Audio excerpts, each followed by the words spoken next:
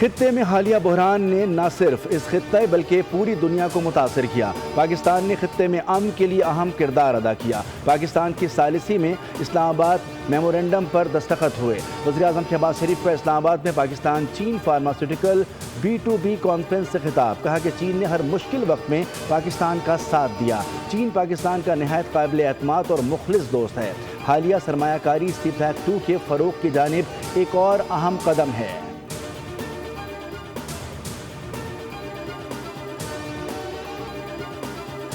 وزیر اعظم اور کابینہ نے فیصلہ کیا ہے کہ اوگرا روزانہ کی بنیاد پر پیٹرولیم مصنوعات کی قیمتوں کا تعین کرے گی۔ عالمی منڈی کے مد نظر تعین کر کے قیمتیں ویب سائٹ پر لگائی جائیں گی۔ وفاقی وزیر پیٹرولیم علی پرویز ملک کی وزیر اطلاعات عطا تارڑ کے ہمراہ پریس کانفرنس، کہا کہ خطے میں ایک بار پھر جنگ شروع ہے۔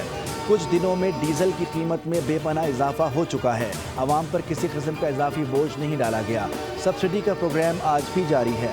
پیٹرول ڈیزل پر لیوی کی سطح پہلے سے کم ہے۔ وفاقی وزیر اطلاعات عطا تارڑ نے کہا کہ تیل کی قیمتیں بڑھنے کا تعلق خطے میں کشیدگی بڑھنے سے ہے۔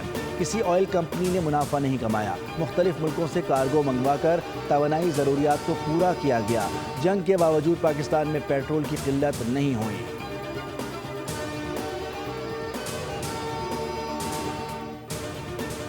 امریکی فوج کی مسلسل چھٹی رات ایران پر بمباری، ریلوے اسٹیشن، پل اور ایئرپورٹ کو نشانہ بنایا۔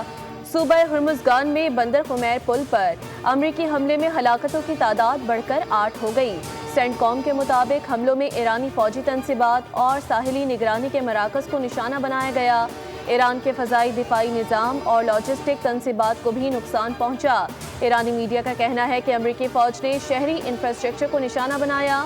امریکی فضائیہ نے ایران شہر ایئرپورٹ، بندر عباس، بندر خمیر، اہواز اور بوشہر میں حملے کیے اور 3 پل تباہ کر دیے۔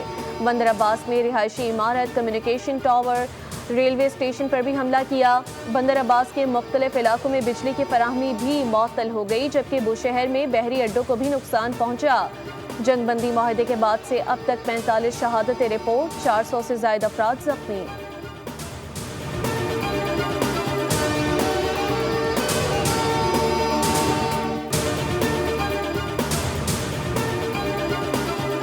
آزاد کشمیر کی حالات سیاستدانوں کے لیے ایک بڑا امتحان ہے۔ پیپلز پارٹی نون لیگ کی طرح نفرت کی سیاست نہیں کرتی۔ احتجاج ہر کسی کا حق ہے، لیکن قانون ہاتھ میں لینا درست نہیں۔ اگر ریاست پاکستان آبِ ہرمز کھلوا سکتی ہے تو کشمیر بھی کھولا جائے۔ Chairman peoples party Bilawal Bhutto کا ڈڈیال میں جلسہ عام سے خطاب، کہا کہ آئین سازی پارلیمان میں ہوتی ہے، سڑکوں پر نہیں، اور یہ کام صرف پیپلز پارٹی کو آتا ہے۔ کشمیر کا فیصلہ صرف کشمیری ہی کر سکتے ہیں۔ نون لیگ تو کوٹلی، میرپور اور راولا کوٹ کو کشمیر کا حصہ ہی تسلیم نہیں کرتی۔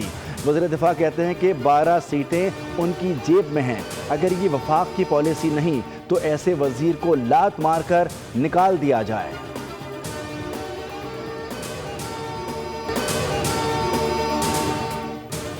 پیٹرولیم مصنوعات کی قیمتوں کے روزانہ کی بنیاد پر تعین کا کیا مطلب ہے؟ کیا حکومت نے روزانہ کی بنیاد پر لوٹ مار اور عوام کی جیب پر ڈاکہ ڈالنے کا فیصلہ کیا ہے؟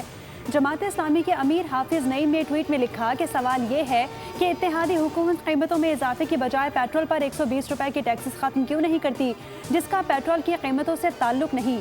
لیوی کے نام پر بھتہ خوری کیوں ختم نہیں کی جاتی؟ ناکام حکومت اپنی ناکامی کا بوجھ مسلسل عوام پر ڈال رہی ہے۔ پاکستان پیٹرول پمپ ایسوسی ایشن نے روزانہ کی بنیاد پر قیمتوں کا تعین مسترد کر دیا۔ نعمان بٹ نے کہا حکومت نے آئل مارکیٹنگ کمپنیز کے ساتھ مل کر فیصلہ کیا ہے، فیصلہ واپس نہ لیا تو آئندہ ہفتے ہڑتال کریں گے۔ پاکستان پیٹرولیم ڈیلرز ایسوسی ایشن سندھ نے بھی کام بند کرنے کی دھمکی دے دی۔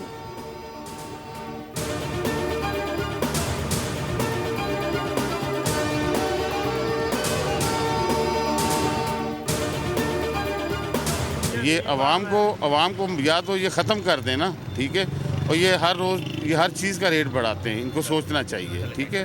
ابھی بڑھائیں گے تو کیا ہوگا، اس حال کیا کرے گا عوام کو؟ تو یہ فیصلہ صحیح ہے؟ غلط ہے، فیصلہ غلط ہے یہ۔ ہم دیکھیں بھیڑ بکریاں ہیں، بھیڑ بکریوں کے ساتھ آپ کسی طرح بھی چلاؤ، بھیڑ بکریاں اسی طرف چلتی ہیں۔ ہم لوگ بھیڑ بکریاں بھائی، انسان تھوڑی ہیں یار۔ روز کی بنیاد پہ ایسا لگ رہا ہے کہ ایک ان کو کمانے کا ادارہ ہے، پیٹرول نہیں دے رہے، کما رہے ہیں۔ غلط ہے نا، پھر یہ حکومت کو چاہیے عوام کو ریلیف دیں۔ عوام کو کیا ریلیف دے رہے ہیں؟ جب عالمی منڈی میں پیٹرول سستا ہو رہا تھا تب حکومت پرانی قیمت پر فروخت کر کے پیسہ کماتی تھی۔ اب جنگ دوبارہ شروع ہو رہی ہے تو حکومت نے روزانہ قیمتیں بڑھانے کا پلان پیش کر دیا۔ عوام پیٹرول کی قیمتوں میں تعین کے نئے منصوبے پر برس پڑے۔ بول سے گفتگو میں مطالبہ کیا کہ لیوی ختم کی جائے، امیروں سے ٹیکس لیا جائے۔ پیٹرول ہر کسی کی بنیادی ضرورت ہے، انہیں مہنگا نہ کریں۔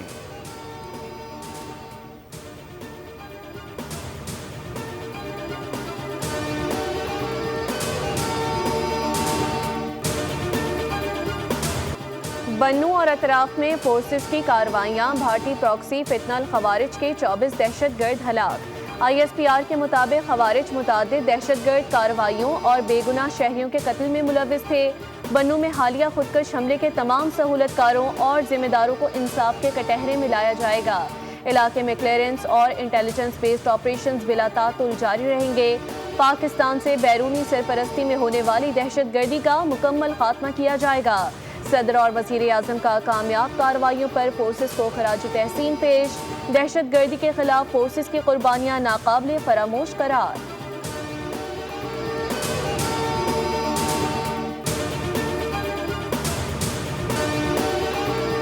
امریکی جارحیت کے جواب میں ایران کے کویت میں حملے، اہم تنصیبات کو نشانہ بنایا۔ بحرین میں امریکی ہیلی کاپٹرز اور جاسوس طیاروں کو نشانہ بنانے کا دعویٰ۔ پاسداران انقلاب کا کہنا ہے کہ انہوں نے امریکی حملوں کے جواب میں آپریشن نصر 2 کی 11ویں لہر کے تحت شام کے علاقے التنف میں امریکی فوج کے اسپیشل آپریشنز کمانڈ سینٹر پر حملہ کیا۔ یہ کارروائی بمبور میں شہید ہونے والے فوجی اہلکاروں کے بدلے میں کی گئی۔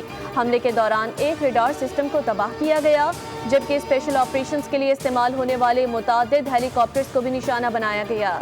پاسداران انقلاب نے دعویٰ کیا کہ آبنۂ ہرمز پر مکمل کنٹرول بدستور ایرانی افواج کے پاس ہے۔ جب تک امریکہ کی جارحانہ کارروائیاں جاری رہیں گی، اس خطے سے تیل اور گیس کی ایک بوند بھی برآمد نہیں ہونے دی جائے گی۔